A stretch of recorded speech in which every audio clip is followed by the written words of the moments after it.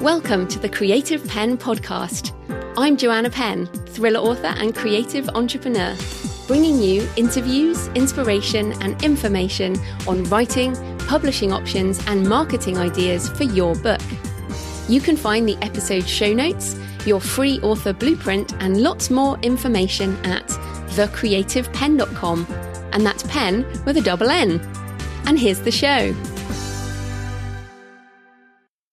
Hello creatives, I'm Joanna Penn, and this is episode number 699 of the podcast, and it is Friday the 23rd of June 2023 as I record this. In today's show, I'm talking about the business and craft of writing nonfiction with Stephanie Chandler. Now, Stephanie runs the Nonfiction Authors Association, and one of her books helped me start my author journey back in 2007, so it's lovely to connect with her again. We have a great conversation that also includes failure, dealing with failure, how we have both started over and over again with our businesses, and other mindset issues as well as practical tips. So it's valuable whichever genre you write, and it does remind me that those of you who don't know my story, I had other businesses before this. I did not just leave corporate job, start author career, everything was great. I had other failed businesses, which I talk about in this conversation, and Stephanie talks about her failures too. So that will be interesting. She also talks about the importance of having a plan for your author business. And if you want help with that, I have a book, Your Author Business Plan. Which also has a spiral-bound workbook, and you can get the bundle on my store, creativepenbooks.com. And in fact, I'm looking at it again myself as I consider my next steps. I'm coming up to 15 years this December, so really thinking about that. I also have How to Write Nonfiction, and that book is also on creativepenbooks.com, and both of these are on all the stores in all the formats. So yeah, the interview with Stephanie coming up in the interview section. In publishing and book marketing news, well, in the hot sheet, Jane Friedman reports on the potential buyers for Simon & Schuster, which, if you remember last year, was blocked for sale to Penguin Random House, but still will be sold. So this is interesting because, of course, many people listening might be hybrid authors, so have some books with traditional publishers and other books as indie. And essentially, when you're, and I've talked about this many times before, but essentially when you license your book to a company, there will be a clause in the contract which essentially says either that if the company is sold, you get your rights back, but usually that the work will be essentially licensed or sold with that bundle of assets that is that company. And that's essentially what Simon & Schuster is, a bundle of assets. And HarperCollins and KKR are interested in buying it. HarperCollins has been interested from the start. Its CEO spoke out against PRH acquiring Simon & Schuster before the deal was blocked by the US Department of Justice. KKR is also a previously interested buyer, and that is a private equity firm. So essentially it does own Overdrive, which distributes ebooks to libraries, and it did own audiobooks.com, which it sold to Storytel. In 2022, KKR was ranked as the largest private equity firm in the world. So the bids are due by mid-July. A deal could be struck by the end of the summer. A deal with KKR is seen as more friction-free due to the potential Department of Justice review of a HarperCollins purchase. So yeah, I mean, personally, I would think it would be much better for a publishing house to be bought by another publishing house. But yeah, a private equity firm may buy it. So that is interesting. Back to the indie world, the Alliance of Independent Authors released a new tranche of data based on the author income survey done earlier this year. Now, this analysis was done by an independent group, the same one that did the survey data for the Society of Authors report, in order to keep consistency over the reporting. So it's well worth checking out the details at allianceindependentauthors.org/facts, links in the show notes. A couple of highlights based on the survey. Self-published authors in this report earn more than the traditionally published authors in the other report. Self-published female authors earn more than male authors, And LGBTQIA plus indie authors typically earn more than other authors with other sexual orientation, including straight authors. And 75% of book sales were part of a series for both fiction and non-fiction. So there's a lot more data. There are 3 reports there. You can go and download those to read in detail. There's a lot in there. I found it fascinating.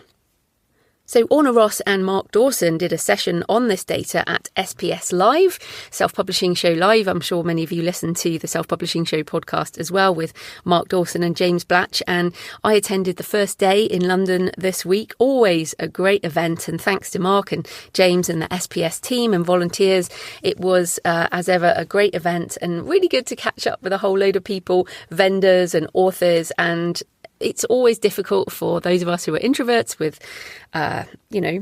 find in-people conversation difficult, but it was very worthwhile. And again, I urge you to go to events, connect with people. And even if you see people occasionally at these events, you can develop relationships very slowly and you can meet the vendors, you can meet other authors, and people had their genres on their badges this year. So that was good.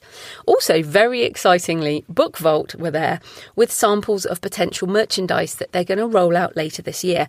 And they made me a box set for my Map Walker trilogy. Yes, an actual physical box. A box set. So the box with 3 novels in it. And very exciting to have that. Every year there seems to be things that we've all said, we can't do that. No one will make that for us as print on demand. But Book Vault are going to do that. And of course, I will be selling these types of box sets on my Shopify store. And I think they'll be great for Kickstarters and all of this. I'll link to the photo of it on Twitter in the show notes, or you can go on my Twitter at The Creative Penn. It's print on demand, as I mentioned, and yeah, it will be coming out later this year. It's not available right now, but hopefully before the end of the year. They also had calendars, coasters, tote bags, and more. So they are doing the US printer rollout first, and then it get into merch. Another good reason to sell direct. You can do far more than just books. And just to be clear, I use Shopify, but I have used other services. I used to use PayHip, and many people use WooCommerce. Other people use things like Gumroad. I am absolutely agnostic around what you use to sell direct. I'm just excited that more and more people are selling direct. So yeah, I'm just encouraging you to think broader than the stores we've always used. So thanks to all the patrons I met and the people I've talked to. I really appreciate all your kind words. Some of you have been listening for years now, so thank you for that. I did go to a few of the sessions in between other meetings and have a couple of notes you might find interesting. There was a successful regional crime panel where all the authors have sold several million books, and including Mark Dawson, and several of the authors said they write short chapters, and they actually credit the short chapters for keeping people reading. Now, this is exactly what James Patterson does, so we should definitely listen to that. James Patterson, of course, the highest earning author, was a ridiculous number of books and amazing business man. So very interesting, because I have heard him say this and it was interesting to hear them. Now, I tend to write multiple short scenes within a chapter, but I'm now thinking about splitting that into different chapters. Dave Chesson did a talk on Amazon sales pages, and one of the things that I thought was interesting is he mentioned reviews with photos get particular engagement. So if you review a book from an author, and indeed if you review one of my books on Amazon in particular, please use a photo on the review because that seems to help. And of course, we should all be encouraging our ARC readers and our fans to do that with our books.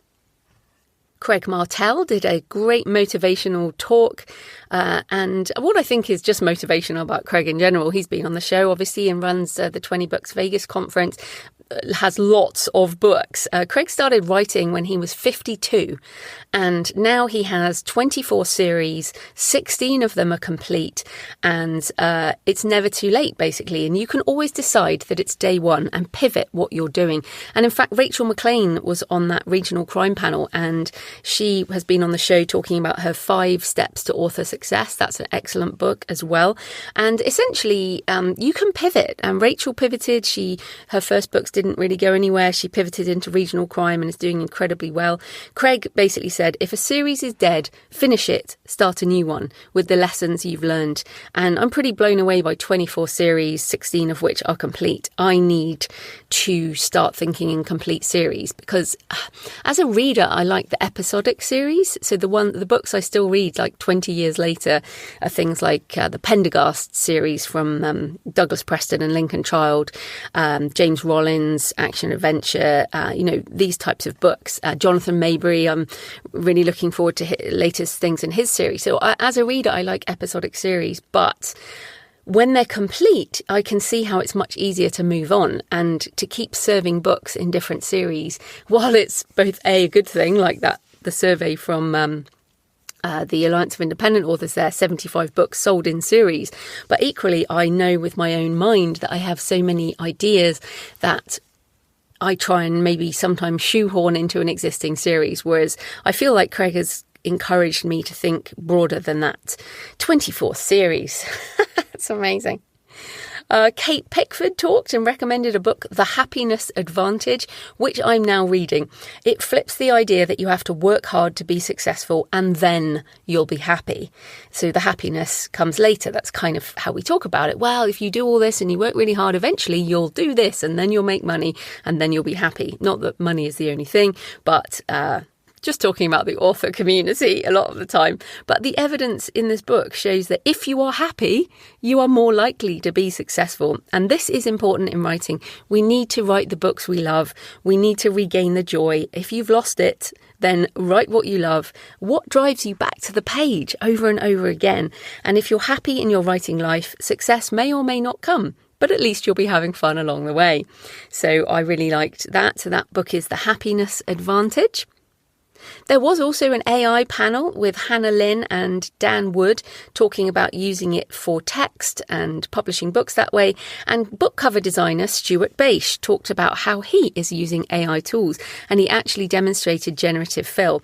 And he basically said a couple of things that I absolutely agree with. On the training data, it isn't stolen, it's learned, which absolutely, if you research how these things are trained, that's correct. And also he said, embrace AI art responsibly. And that's essentially what I've been saying. Yes, we should use the AI tools in a responsible manner. And interestingly, James Batch, who was moderating the panel, asked the audience of around 600 authors in the room who was using AI as part of their author business. And around 70% of the audience put their hands up.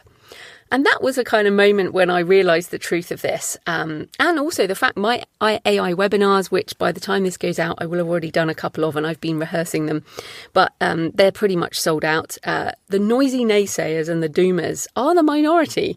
It seems most authors are just getting on with using the tools and are curious as to how they can use it in their author business. So I was really pleased about that.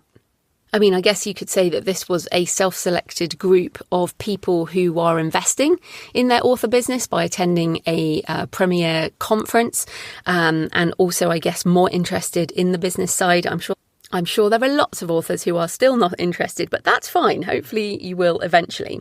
And on this AI topic, Amazon sent out a press release just this morning, actually, about the launch of their Generative AI Innovation Centre. So they have now launched all of this stuff going on. So back in April, I mentioned that they'd launched their own foundation model, Titan, and Bedrock, which is a managed service where you can use various models through an API. Technically, it just means you can essentially use these tools in your programs. And now this is being rolled out at an enterprise level. Now, the models that they have include Anthropic's Claude, which I'm going to demo in my webinar, but also a lot of authors are using it. It's great. Claude is just this happy, puppy-like model that also knows all kinds of things, and it's actually really fun to use. I'm using it more alongside GPT-4. This is the truth of it. We're all using lots of different things, or like Midjourney this morning just announced, again, they call it zoom out, but it's essentially generative fill around your image. So you have an image and then you say zoom and it will generate all around it. So you've kind of zoomed out. It's really, really cool. So there's all these things going on, and we're just kind of picking them up as it happens. But back to the Generative AI Innovation Center, it includes options for text generation, search, text summarization, image generation, chatbots, and personalization. So the things that most authors are using, which is text generation, summarization, and images, are included in this. And what is really interesting is the foundation models can now be customized with private data. It is pretty techie stuff, but what I think is that this will enable new companies to develop that help authors and rights holders train their models on the data that is in copyright that they want to keep private. So I am very interested in this. If you are building or developing something around this AWS generative AI, do let me know. Joanna@thecreativepenn.com. I think these private models are the way forward. I think that we can have another income stream licensing our data to fine-tune these models. I am absolutely interested in this. One of the use cases they cite on that page is improved search results on Amazon.com, as well as customers who are now using this, including Canva, which many of us use, Accenture, which is a consulting company that I used to work for back in the day, very big consulting company, and Lonely Planet, which of course is a publisher around travel. Now, I've said this again many times, but the biggest companies in the world are implementing these tools.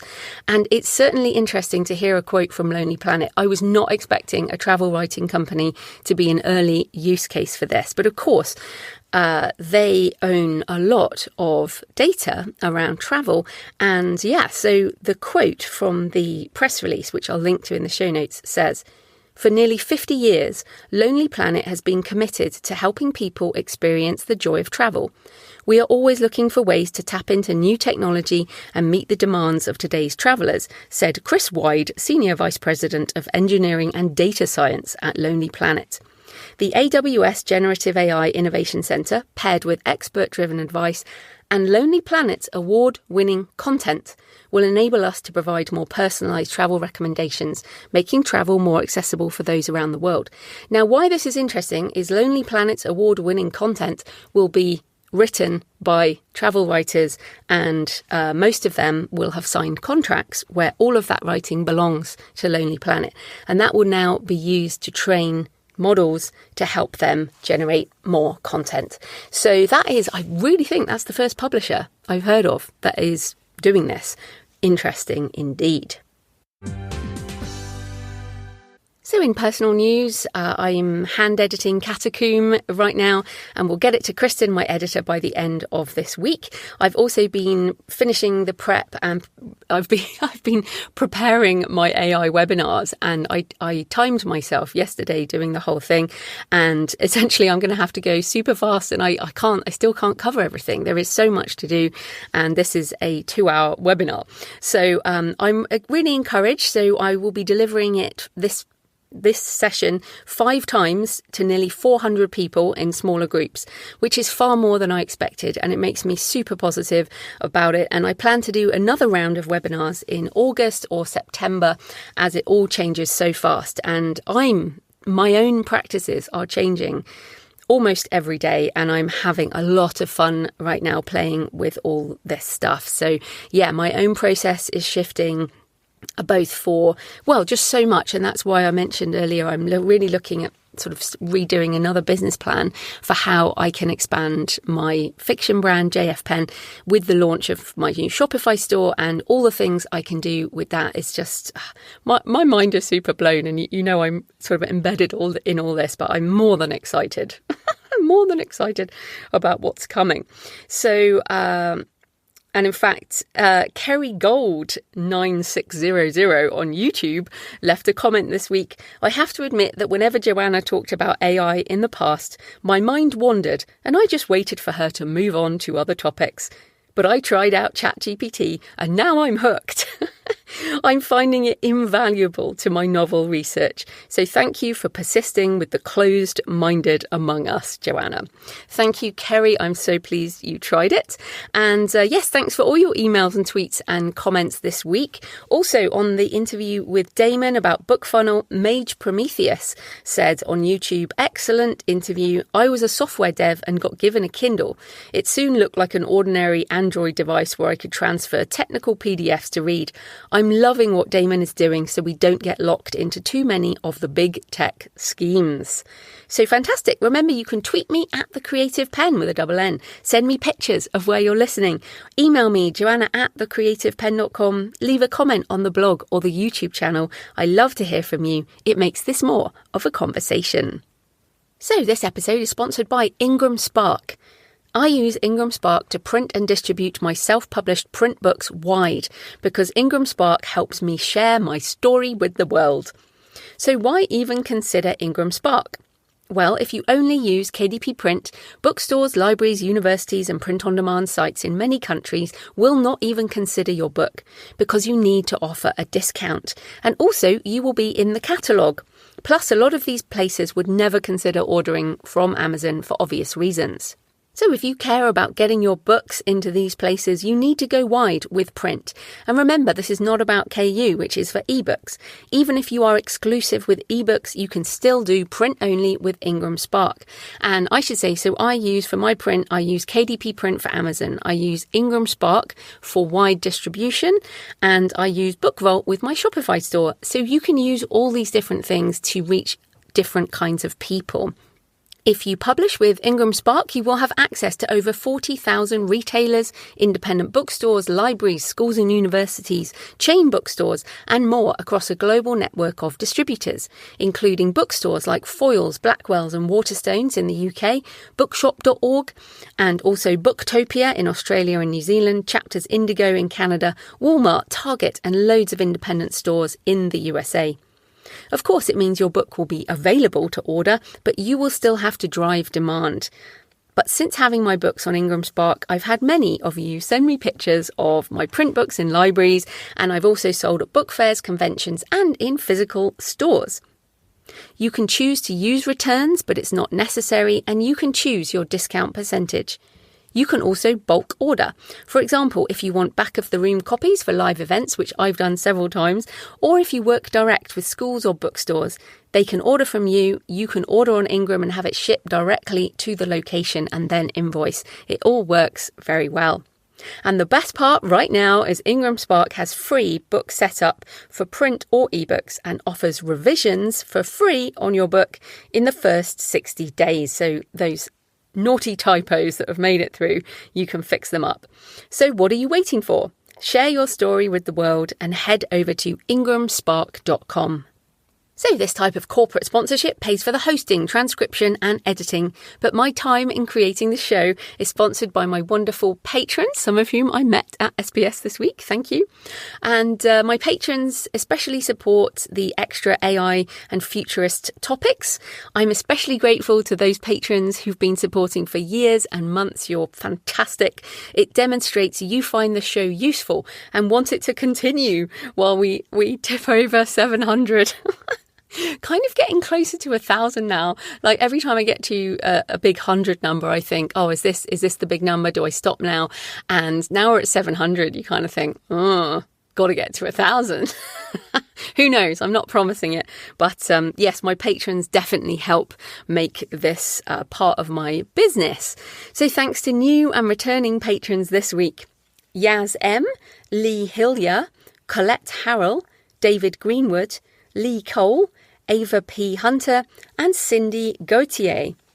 And if you support the show on Patreon, you get my extra monthly Q&A for patrons only, which I just sent out for patrons this month. It's around 40 to 45 minutes of audio where I answer questions about writing craft, publishing, book marketing, making money, business, and direct sales, and AI and futurist stuff. So there you go. You can support the show with a few dollars or euros or pounds or lots of different currencies. And if you're feeling generous, you can chuck in a few more as well. You'll get the extra monthly Q&A audio and you get to ask your questions. You can support the show at patreon.com, patreon.com/The Creative Penn. Right, let's get into the interview. Stephanie Chandler is the author of multiple nonfiction books, a professional speaker, and CEO of the Nonfiction Authors Association and Writers Conference. So welcome back to the show, Stephanie. Joanna, it's so fun to chat with you. Thanks for having me.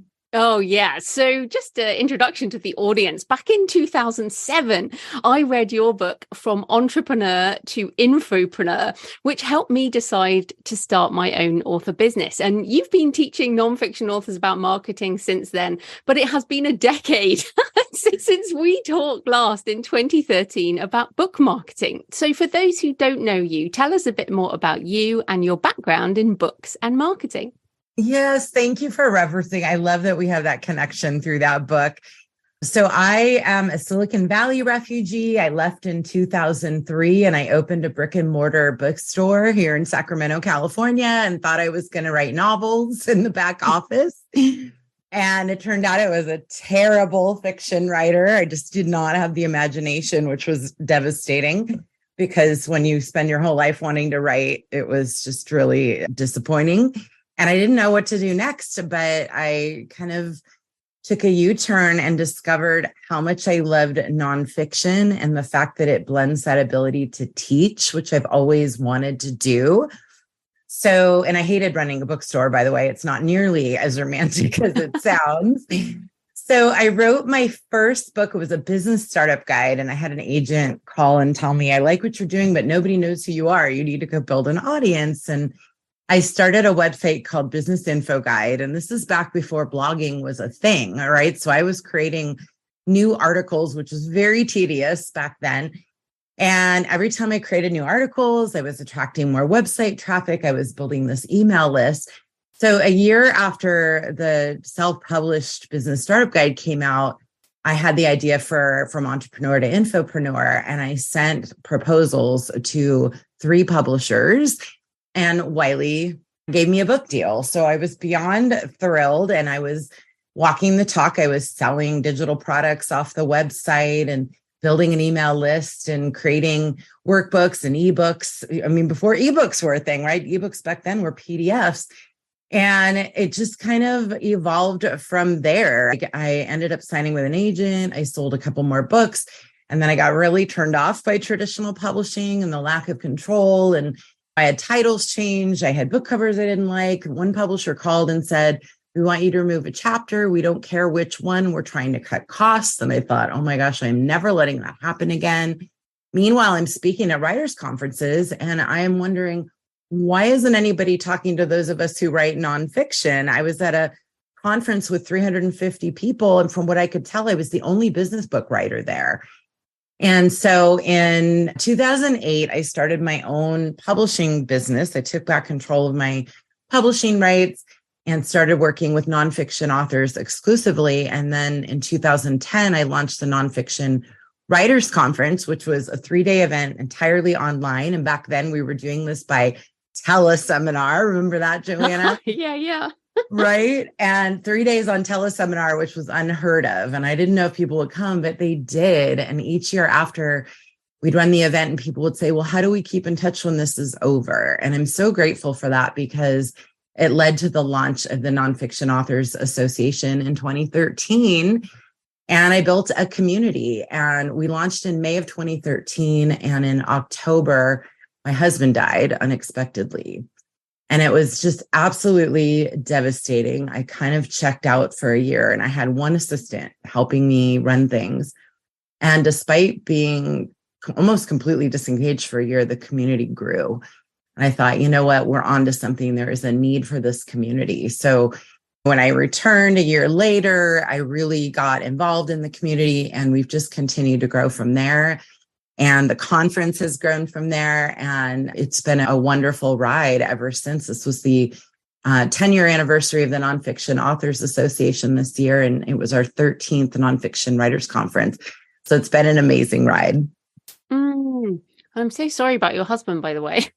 Thank you. I mean, just awful. So, but coming back to business things, it's it's amazing how I guess, and this is what's so great. Like I said, you and I have been connected for all this time, and you've just taken one step at a time into new opportunities. I've done the same. We've both ended up with quite different businesses, but it has been successful for both of us. But there's been a lot of change. So I guess you mentioned a bit about Trad Pub and going indie, but what have been the biggest changes you've seen for non-fiction authors in terms of publishing and book marketing since you started out? Oh my gosh, so much has changed, right? I mean, I think back to, remember when we thought ebooks were going to overtake print books, and there was all this frenzy around that. And now we've got AI coming out. And just this morning, there was this news story about Paul McCartney and the Beatles may be able to release new music using John Lennon's voice because of AI. So that's been really exciting. We didn't have social media or podcasts or any of these things, Joanna, back when you and I were starting. So, and then there's tremendous competition. There's more books released every year now than ever before. I mean, there's some people are saying 1 million titles being released a year. And Amazon has, quite frankly, made brick and mortar less relevant, like it or not. So I honestly think book marketing is easier because we have more tools. And if you have a really focused plan, if you carve out a niche for yourself and focus on building community, there's actually a lot of advantages to the change that's happened. Yeah. And I mean, that's my attitude too. You have to make the most of whatever situation. But yeah, we had nothing. It's so funny. People are like, oh, right? It was so easy for you back then. Like when you published in 2007, I'm like, no, hell no, it wasn't. I mean, that's so crazy. But just a couple of things to come back on. So first of all, traditional publishing. So you advise a lot of nonfiction authors. When is it a good idea for authors who want to go traditional publishing? When is it a good idea for them? And what should they weigh up, whether to go traditional or to go indie? Yeah, so my feeling on traditional publishing, I've been fairly soured over that experience just because my personal experience wasn't great. But I also understand that it is a goal for a lot of people. It was certainly a goal for me to be traditionally published. I found that to be very rewarding, but today it's different. So my advice is, if you have a book that has broad appeal and belongs on brick and mortar bookstore shelves, and it's a real goal for you, then it may be worth considering, but it is harder than ever to get a book deal. You really have to come to the table with a platform, especially in nonfiction. So if it's your goal, I think that it's worth making the effort. Go through the exercise of writing a book proposal, whether you plan to traditionally publish or not. It's such a great exercise to help you get focused on your book. And then give it a time frame, right? So give yourself 6 months. And if nothing happens, if you're not able to get an agent or a deal by then maybe you return to self-publishing. But honestly, Joanna, I think self-publishing makes a lot more sense for 90% of the nonfiction authors that I speak to. It's faster to market. You're going to do all the heavy lifting anyway. It's a myth that these publishers are doing all the marketing for you. So you can make more money per copy. You maintain all the control over your work. That was really important to me. So I personally think it's a much better path for 90% of authors. That's interesting. And then the other thing you mentioned was the amount of competition. So you mentioned 1 million books, but I think with the rise of AI, also translation and all kinds of other things, there are a lot of books. There's more books than anyone can read every day being published. I've been thinking about this around the value of curation. So in the old days, I got your book back in 2007 because a publisher, Wiley, put it on the shelf in Australia where I was living at the time. And that's where I found it. But now we're in this very busy world. So the importance of curation, I mean, like you mentioned, this podcast, for example, I'm a curator with this podcast. I pick you to come on the show because I value you and your expertise. And so how can authors, I guess, either start curating, guiding things themselves or contact people who are curators to try and stand out? Oh, I love this question. So really, Joanna, what you've done with your podcast is build a community. And I think this is a key, especially in the nonfiction space. I am still a huge believer in content marketing. I feel like every author should have at least one piece of foundational content, whether that's a podcast, a blog, or a video channel on YouTube. I think that it's really important to be producing content and building out your website so that you're attracting your ideal target audience and building a community around that. Without that, you're kind of just flailing in the wind. And then certainly you can also leverage people or sites and podcasts and things that also reach your target audience. So for example, I talk to nonfiction authors about what trade associations do your target readers belong to? Can you go and speak at those associations? Can you contribute to their blogs? Can you contribute to their magazine or newsletter? So you want to find out where your target audience is spending time to reach them and then bring them back into your foundational content and really build that sense of community. Yeah, I think this is going to become more and more important, although you mentioned AI before, and I kind of hope that AI will help us surface our books, or will surface our books in a much more nuanced way. Like I've been using ChatGPT to surface quite nuanced things. Like I asked it, what kind of books are on the shelf of this character who's a Vatican exorcist? What kind of books would be on his shelf? And give me a list of 20. And they were all nonfiction, but they gave me a ton of other books to read that I wouldn't have found otherwise, which I think was really interesting. So I feel like people despair over the volume of things out there, but I also feel that things will change as we get better tools. I mean, we never despair, do we? There's always something new. No, and I'm so with you on that. I think there's a lot of fear around AI. There's still a lot of fear around social media for a lot of writers. And there's also trends come and go. You know, in the US, we may be getting rid of TikTok any day now. So I think that it's exciting. I also feel the same way about AI. I view it as a potential tool that really helps us. How exciting that the Beatles could potentially release new music as a result. I am not worried about copyright infringement. I think that there are so many rules and laws in place that will protect us from that if that becomes an issue. So I think we should look for opportunities within these new technologies that are coming on board. For sure. So you mentioned TikTok there. And as you said, there are some states in the US that are banning it and various government things. But TikTok wasn't even a thing when we spoke like a decade ago. And personally, I don't use it. I'm still a Twitter girl from way back. But I guess the point is that these marketing tactics change all the time. But some of these strategies do last for the long term. So what are some, I mean, I guess you've mentioned content marketing, but what are some other long-term marketing strategies that you advocate? I will tell you, I am such an advocate of build your email list. You mentioned Twitter. We had a Twitter account that evaporated overnight a couple of years back. We lost 70,000 followers overnight for no reason. It's not like we were violating policies or anything like that. I spent months trying to get a hold of someone at Twitter to get it back. It evaporated. And so social media to me is rented real estate. It has absolute value for those who use it well, but I would much rather focus on building my email list. That is part of that community building process. That is an asset that you own. Nobody can take away your email list. Even though we borrow a tool to deliver emails, you own that database. And that's also where you have a really engaged audience. So to me, email marketing will always be one of my favorite strategies. And doing things like contributing to those sites that reach your target audience. And also, Joanna, I've become a big fan of Amazon ads. I realize that they're challenging for a lot of people, but we're seeing some really cool success stories in the nonfiction space. Author Mark Paul, he's a memoir writer. He has sold 45,000 copies of his memoir using nothing but Amazon ads. He has no platform whatsoever. So I think there's some strategies that have some great long-term value if we learn to use them well.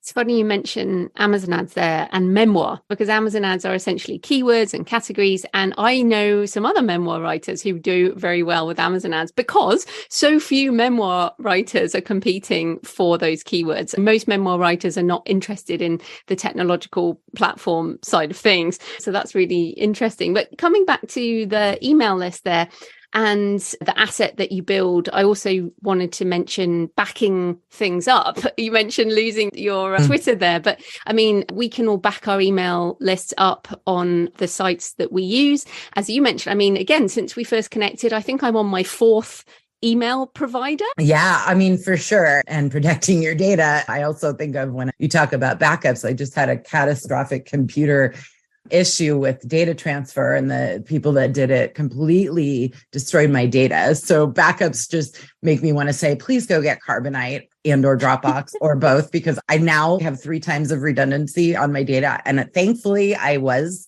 backed up and I was able to get that data recovered. But yeah, I think our tools are so important. And like you said, if your tool is no longer working for you, there's other options out there. So having those tools make our jobs easier. So let's just take a step back to the creative side, because one of the things that I have as a nonfiction writer, and I know many people do, which is I have so many ideas, or there are so many things I could write about. Should I stick it all in one magnum opus? Or what are the top challenges for nonfiction authors when it comes to deciding which book to write? I hear this all the time. And I think as creative people, I relate to this as well. I mean, there's so many things I would love to write about, but is it in my lane? Right. So this is the conversation I have with authors, is get your lane figured out first. Really focus on one niche if you can, because that will make this marketing job a whole lot easier. And Joanna, you straddle different markets, and so it's challenging. Oh, yeah. And, don't do right? it. Don't do it, right? Exactly. And I've heard this from so many authors who've really established themselves in one niche, and then they release something totally different, and they're disappointed that it falls flat, because you literally have to build 2 different platforms for 2 different topics. So my advice is think about what you're most passionate about and ask yourself, is this something I still want to be writing and talking about in 5 or 10 years? Because if it's just a passing fancy and it's because you happen to know it, you want to write about it, that may not be a great focused strategy if you really want to build a career as an author. If you're a hobbyist and you're just having fun, go do it. But if you really want to build a career around your authorship, then I think it's important to choose a niche. And I mean, I joke, don't do it, but I feel like this is a personality type. I am someone who cannot just do one thing. I mean, even like this podcast, I've tried to give it up so many times and then I've come back to it. I mean, this might even be episode 700 by the time it goes out. I know, which is kind of crazy. But what's so good is I have just covered different topics over the years. But I mean, if people are like, well, I don't want to focus on one thing, or I don't want to stay in my lane, or I want to have multiple lanes, how can they deal with that? Because, creativity is what it is. Yes. Well, if that's what you want to do, you really have to build marketing plans for both lanes, right? So you need, maybe it's one focused site for one audience and a separate site. I mean, if you're writing about dog training and you're also writing about parenting, there's very little crossover there. And I went through this myself, Joanna, because remember, I started writing business books. I had a business website. I had corporate sponsors. I was speaking on Grow Your Business. And then I was really drawn to working with authors. And there was some crossover there. But at one point, I just had to make the decision, did I want to keep managing 2 entirely different paths, or did I want to let one go? And I chose to let the business one go. It was a big decision. I made a lot of money in that space, but this is where my passion was. So if you're very creative, and I'm with you, I need to constantly be doing different things. I get bored very easily, but you want to just make sure you have a plan to reach those audiences. Again, if you want to build an author career. So you mentioned there that you let go of that other side. And I mean, I do have these 2 main brands, Joanna Penn, Self-Help for Authors, and JF Penn, which is my fiction. But even with my fiction, I do loads of different genres. And I have a memoir as well, Pilgrimage, that I put out earlier this year. And so I kind of do all these things. But I mean, this letting it go, I'm really interested in how you came to that decision. So can you talk more about how you made that decision, how difficult it was, and what was the process? Oh my goodness. Yeah. So letting go of that was really tricky. And honestly, I've let go of a lot of things over the years. I mean, I let go of a 6-figure Silicon Valley career to open a bookstore. And then I sold that bookstore. It was just exhausting to run it. And so letting go has actually been part of my career path for many years. And I realized that I don't operate well when I'm overwhelmed and stressed out. And so there was that critical point where I was running the business site and I was starting to run an author site, and it was just not fun. So I think that we're supposed to have a little bit of fun as we're building our businesses. Maybe that's not the only goal, but it certainly is one of my goals, that I want to enjoy getting up and coming to work every day. Otherwise, I might as well just go back to corporate America and get another soul-sucking job. So letting go was a decision I wrestled with for a very long time. And ultimately, it just made more sense because I had to ask myself those questions. Am I still passionate about talking about how to build your small business? No, I had lost my passion. Am I passionate about working with nonfiction authors? Absolutely. And I really thought about life purpose. And I really find purpose in helping nonfiction authors because I feel like I'm helping them live their purpose. And so I just asked myself a lot of really important questions, and then took the leap and invited people to come along with me. And some did and some didn't. And I've never regretted those choices to let go of things ever. I mean, I left my corporate job as well to become an author, but it's difficult, isn't it? I know some people listening, they might be wanting to do that too, but like, how do we have the confidence that something is going to rise from the ashes of letting something go? I love that. So I think that it's really important for me. Planning has been key. So before I quit my Silicon Valley job, I built a massive business plan for that bookstore, right? And I had it evaluated by consultants, and I built a marketing plan, and I did a lot of planning around it. Now, of course, nothing ever goes according to plan, which you learn that kind of the hard way. But I had contingencies, I had savings. Same thing when I gave up the business site. I had savings, I had contingencies, and I had a plan. And I think that a plan removes a lot of the fear. And if you have that kind of clear path, I'm somebody who likes to see things in writing. I love a checklist. I love just seeing it, projections and numbers, what can be done here, what's the potential. If you build a plan, you can absolutely do what Joanna and I have done and leave your job. But you have to get really clear about, what that path is going to be. I have a great success story I can share with you if you'd like to hear one. Yeah. So Dana Manciagli was a Microsoft executive, a VP, and she called me up maybe 5 years ago, and she said, I'm going to quit my job and become a job search coach. And I was like, are you sure? Like, is that really what you want to do? Should we narrow that down? Do you want to be a job search coach for executives? Nope, this is my path. This is what I want to do. So she wrote her book. She got herself a column writing for the Business Journals, which was a national publication at the time. And then she built training courses, Joanna, and she built a How to Get Your Job course, a self-study digital course that she sold for $1,000 a seat to unemployed people. And she got 50 people to buy the course out of the gate. So that was her first launch. Then she went back and said, I love supporting veterans. She created a course for veterans coming out of service into civilian life. And then she went back to companies and said, why don't you sponsor seats in my course for veterans coming out of service?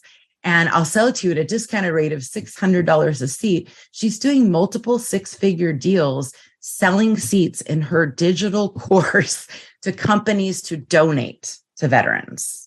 And actually, that really brings up a good point, which is, you mentioned this lady wrote a book, but that was not the thing, actually, that turned into her business or her service.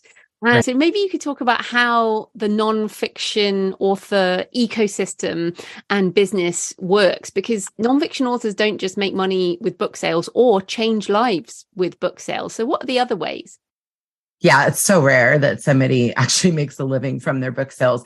But what I love about nonfiction is our books make a difference in the world, right? So you're teaching something, you're inspiring people with your personal story, whatever it is. And that book becomes a tool. So that book gave her credibility in the job coaching space, right? So it's a credibility builder.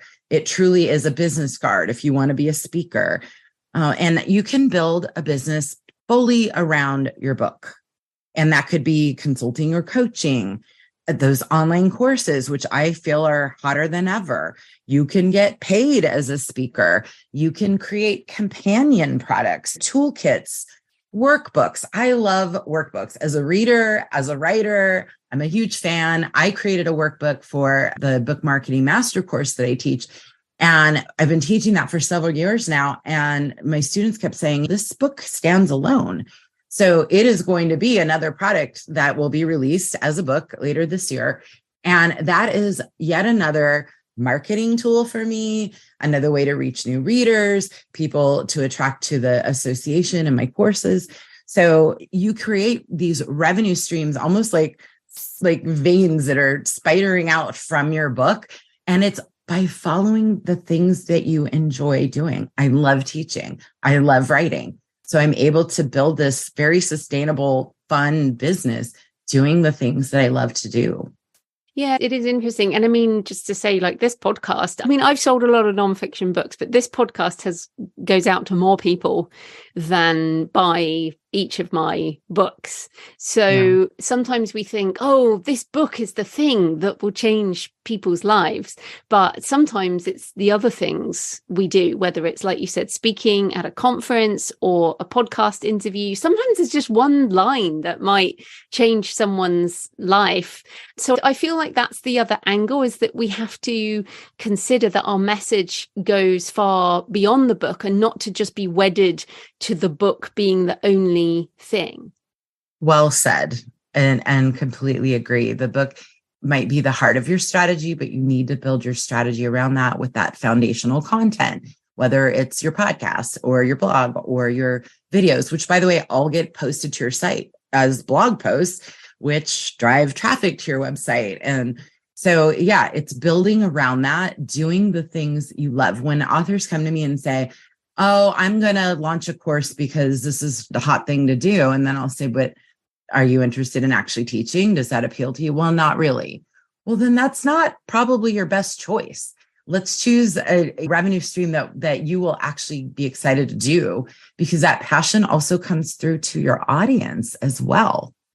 Yeah, so let's just come back to we talked earlier about standing out and the competition in the market. And one of the other issues with nonfiction is, I mean, you mentioned the lady with the career coach. Like career coaching or helping people find a career, this is not original. It's not an original thing to do. And when authors are like, oh, well, I've got this idea, but there's so many other books on this topic. So how can people write a book on a topic that's been covered before, but make it something only they can write? Oh, yes. Great question. So there's tons of competition. And then there's a lot of authors, especially new authors, struggle with that imposter syndrome, but there's other people doing it and they've been doing it longer than I have. But my perspective is, you know more about your subject than your target audience knows, right? So you have your unique perspective on your topic. I think it's essential to study your market, see what's already out there, and how are you going to do things differently. I could have created another community for general writers, right? And had a ton of competition, but I narrowed that focus because that is where my passion lied. And there was a need in the market for it.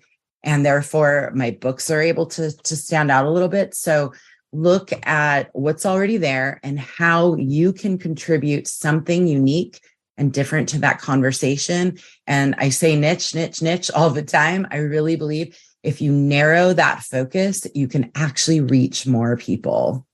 And it's often related to who we are and our personal story and our voice. I mean, you and we don't know each other very well, but we have similar interests and we think similarly in many ways. But even just the fact that I am British and you are American, this actually creates quite a big difference between us and in terms of our experience in our life. And so even if we write a book on exactly the same thing, we will always bring a different angle. And I think people forget this, that they are special just because of who they are, right? They are. And Joanna, another real life example comes to mind. I have a friend, Carl Polachek. He decided to become a consultant for people who own IT businesses. This is a tiny niche, right? People who own IT companies, computer technologists. Now, he could have become a general business consultant and help people grow their businesses, but he decided to focus on IT companies. And he's basically a rock star in this niche. He puts himself on tour. He speaks all across the US and the UK. He's got a really big following in Australia. And he's done this because he's narrowed his focus, and he has a few others in his field that do the same thing. But guess what? They're all friendly, just like you and I are. I don't view anybody as a competitor because, like you said, we all have something unique to bring to the table.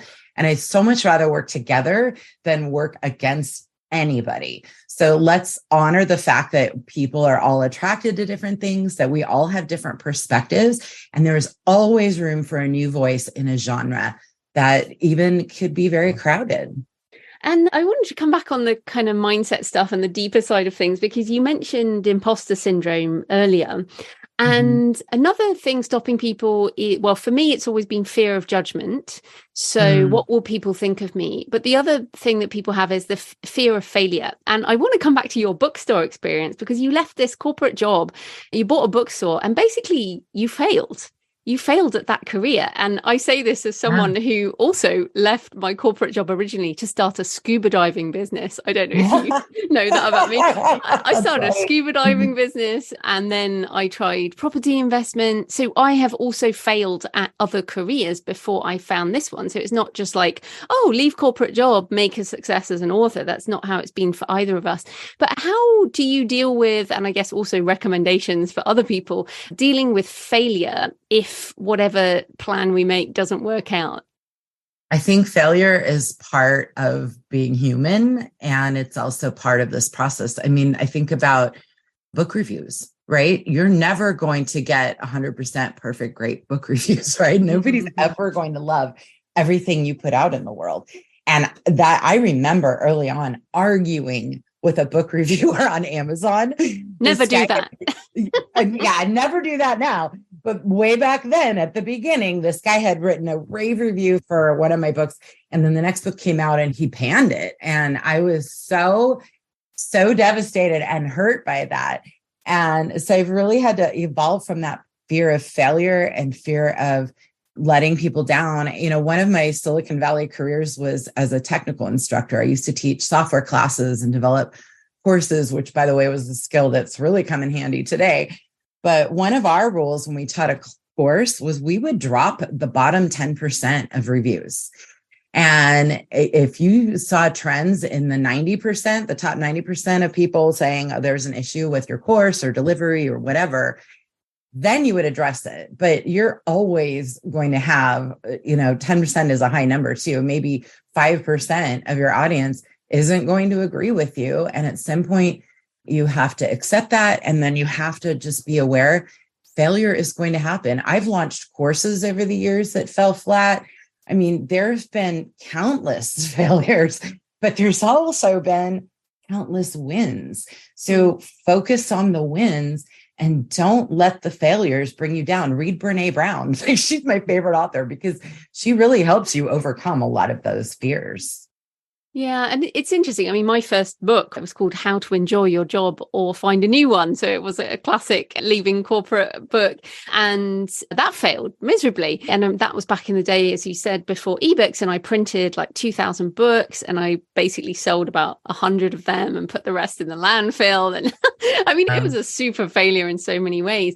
But the lessons I learned helped me decide to embark on this career. So we learn the lessons, but I almost wonder if when we fail at something, so for example, my scuba diving business also failed. But what I learned from that was I don't want to run a scuba diving business. Whereas what I learned with my first failure of a book was I want to write books and I will figure this out. So can failure and then the decision to carry on almost be a signpost that this is the right direction?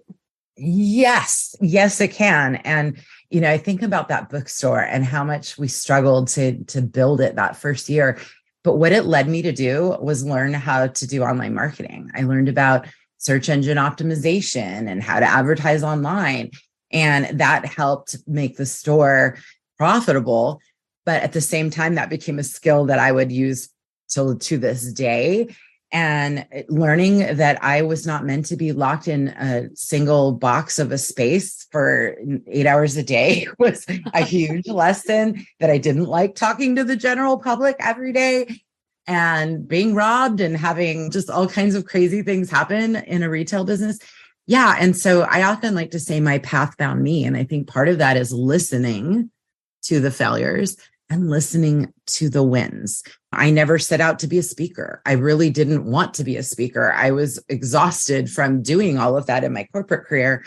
And then the books come out and you get asked to speak and you realize, oh gosh, okay, I'm going to have to learn to be a good speaker. So listen to those lessons and take them in stride. And things like overspending when I ran the bookstore, I overspend on, I can't even tell you how many print ads and things like that. And then I learned about internet marketing and how I can optimize traffic to the website. And it was a game changer. So I think you're 100% right. Those failures help lead you to the next step, and letting go of things help lead you to the next step so that you can focus on what you're feeling more called to do.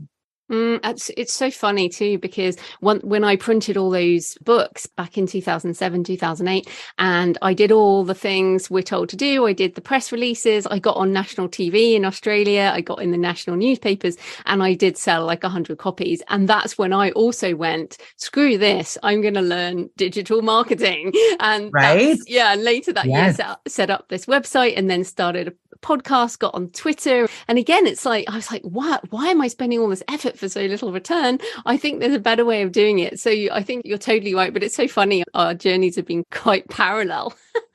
Yeah, because we've had the same failures. we really have. And it's so funny because that brick and mortar thing, because obviously, I mean, the scuba diving business, same as you. I mean, I was renting a boat, I was paying insurance, we were buying fuel. And I mean, talk about the costs of filling up a boat with fuel before going out for scuba diving. There was the weather. And that was another thing. I was like, I am not running a physical business. Again, like you, it was like, I am not going to run a business that's dependent on the elements. Absolutely. And yes, the freedom that we create with online businesses is just phenomenal. And the brick and mortar thing, Joanna, I always flash back to a book signing that I did with the chicken soup for the entrepreneur's soul. Now, this years ago, right? But they had put us 10 steps inside the local Barnes and Noble. We had local media coverage that morning. It was a Saturday morning. It was amazing. And we thought, oh my gosh, there were, I think, 3 or 4 of us who had contributed to the book. So it was a huge launch. And in 3 hours, we sold 8 copies of that book. And I swore from that day, I will never do another bookstore signing again. And so, another failure, a lesson learned. Right? That's not the way to sell books. Go speak to an audience and sell 50 copies at the end of your presentation. That's a way to sell books. Yes. Well, I still haven't done a book signing or any kind of signing actually outside of my own events. So I totally agree with you. And I heard that from people, so I didn't even bother trying it. But we're coming to the end. And I did, given that we've been doing this so long, and we mentioned AI earlier, but it feels like we're at the beginning of perhaps the next 15 years. It's been 15 years since I read your book, From Entrepreneur to Infopreneur. And I feel like this may be the beginning of the next sort of 15 years of change. Like it feels to me like 2007, 2008, the early days of ebooks and digital publishing and social media and all these things. And now another change. But many authors are concerned for the disruption and all kinds of stuff. So how can authors have an attitude and kind of surf the wave of change rather than drown in it?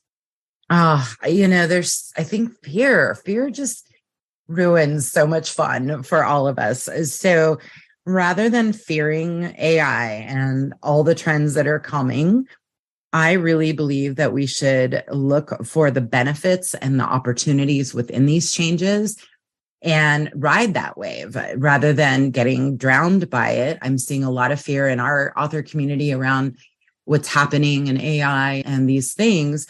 And I just would rather look at it from how can I leverage this? Like you said, finding a list of books from it. There's so many great ways that we have even yet to learn how to use this technology.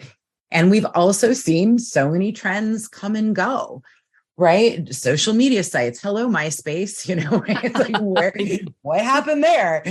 So I would much rather just try to stay on top of what's happening and be open to how it is going to benefit us moving forward. Ebooks, like I mentioned, we were so afraid ebooks were going to take over the market. And now they're a must-have. I mean, you should absolutely publish an ebook if you're publishing a print book. And we learned from that. We learned that not everybody wants to read ebooks. And now audiobooks are growing. That audience is expected to continue to grow massively over the next 10 years. So look for the opportunities and take advantage of them so that you don't get left behind. Yeah, I think so. And as we've done, you pivot when you need to pivot. If you fail, you try something new. I mean, things will disappear, but you will find the way forward. And I mean, I think that's probably a lesson from both of us, isn't it? Things happen that we didn't want, that we couldn't control, and yet we're still here. That's right. Blessings in disguise, lessons in all those failures, and just keep moving forward. So tell us, what is the Nonfiction Authors Association and why might it be useful for authors? Oh, well, thank you for asking. I'm really proud of this community. We are just focused on educating authors. We have a massive database of templates, checklists, reports, recordings. We even have legal agreements. We send out media leads every week. Our members are getting all kinds of interviews as a result of that, podcasts and blogs. We have a private Facebook group. We recently launched nonfictionbookclub.com, which is so much fun. So we're able to now promote our members over on that site as well. And then, of course, we've got courses. And Joanna, I don't know if you're aware of this, we created basically a professional certification program for book marketing, book publishing, and book publicity, because as you're well aware, there really are no industry standards for these things. And we have professionals in our community, virtual assistants, book coaches, things like that, who wanted to have specific steps to build a marketing plan, specific steps for helping an author publish. So we created professional certification. And then, of course, we have our annual conference completely online, done by Zoom now. We're no longer on teleseminar format. We had Cheryl Strayed open for us this year. We've had Anna Quinlan, Don Miguel Ruiz, Seth Godin, Martha Beck. So we work really hard to serve the needs of our community. And I'm just really proud of it. It's a lot of fun to build this community. Well, just two questions on that. So what genres, because nonfiction is so big. I mean, it can go from, like you said, the business book to the memoir. And also, is it global or is it just US? No, for sure we're global. And we've got, on average, we're seeing 8 or 9 countries coming to our conference because it's online and they can do that without travel expenses.